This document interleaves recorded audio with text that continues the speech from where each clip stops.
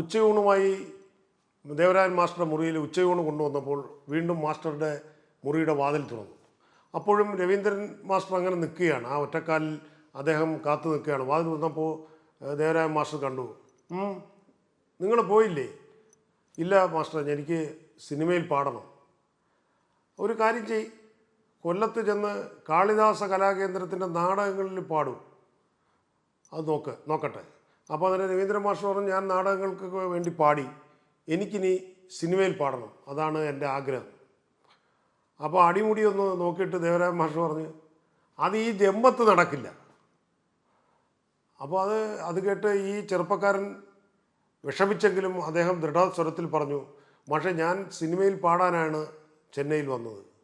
ഞാൻ സിനിമയിൽ ഒരു വരിയെങ്കിലും പാടാതെ ഞാൻ ഇവിടുന്ന് പോകത്തില്ല, ഇതെൻ്റെ ഒരു ശപഥമാണ്. അങ്ങനെ ഒരു ഉഗ്ര ശപഥം എടുത്തിട്ടാണ് രവീന്ദ്രൻ മാസ്റ്റർ അന്ന് ദേവരാജൻ മാസ്റ്ററുടെ മുമ്പിൽ നിന്ന് ഇറങ്ങിപ്പോയത്.